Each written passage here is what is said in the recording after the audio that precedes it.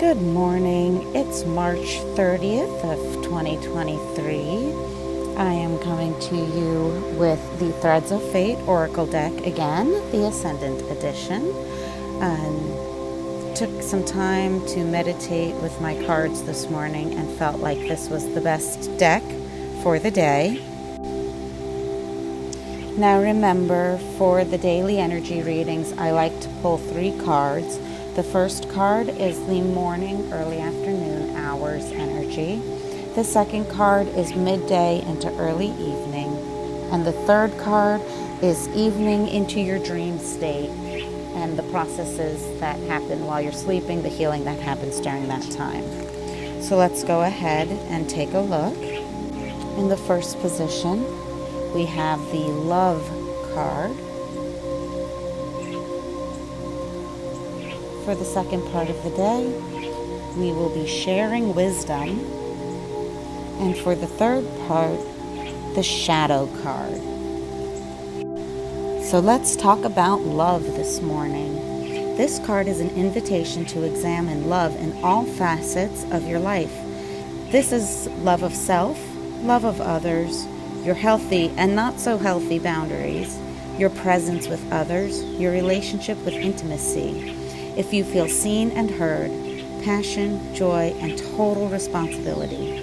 This card could signal a need to build a better relationship internally, or maybe with a partner in your business or work life, or even towards a goal or hobby. It could also be a reminder that love is a choice. This card asks you to sit with these questions. Do you actively work on your relationship with yourself? Do you feel trust and respect yourself? If you have a partner, do you feel balance in the relationship?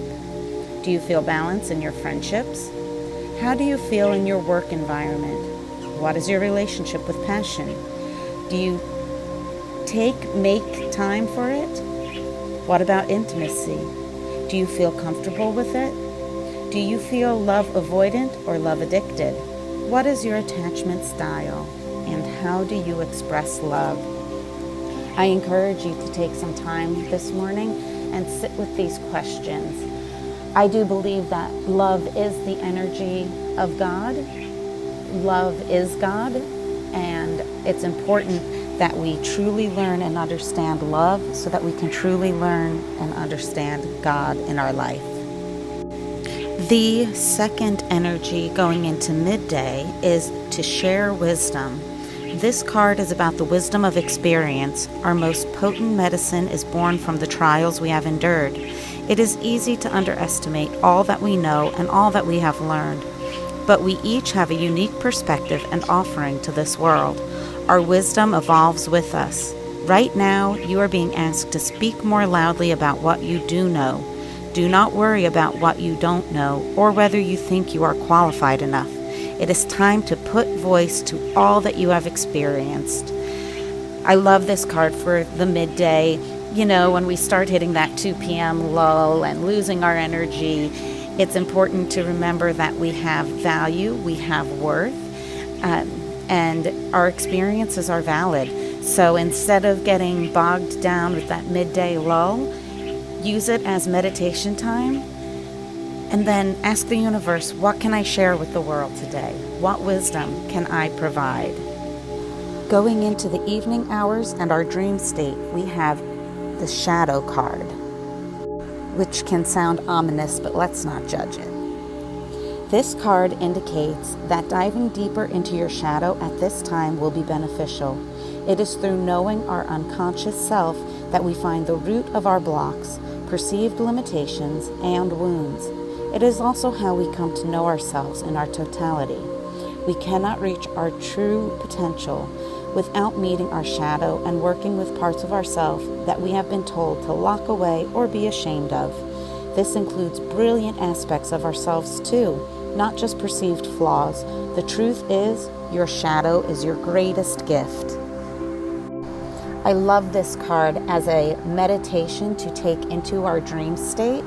Ask your higher self, what is my shadow? What are my perceived flaws? And how can I transmute them into the greatest version of myself and to bless everyone around me? I always like to add into any meditation I do that I'm doing it for the greatest good of all involved. I felt a calling today with this reading to do one additional card. It's an explanation card to go along with the shadow card. I just felt like we could use a little more to understand. And funny enough, the card that came up was Dare to Dream. How applicable, since we are talking about going into our dream state and how we can meet and work with our shadow in our dream state. No dream is too big for you. This card is an invitation to step wildly into your dreams, to visit them often, to ask them what they need from you. Despite what your current circumstances are, and no matter how far away you feel from your dreams, Spirit is telling you otherwise. We often neglect our dreams because we do not know how to attain them. But the process of going after them is a collaboration with the universe. If you show up for them, they will show up for you too. What an amazing, powerful card to end this reading, to give us faith going into our dream state.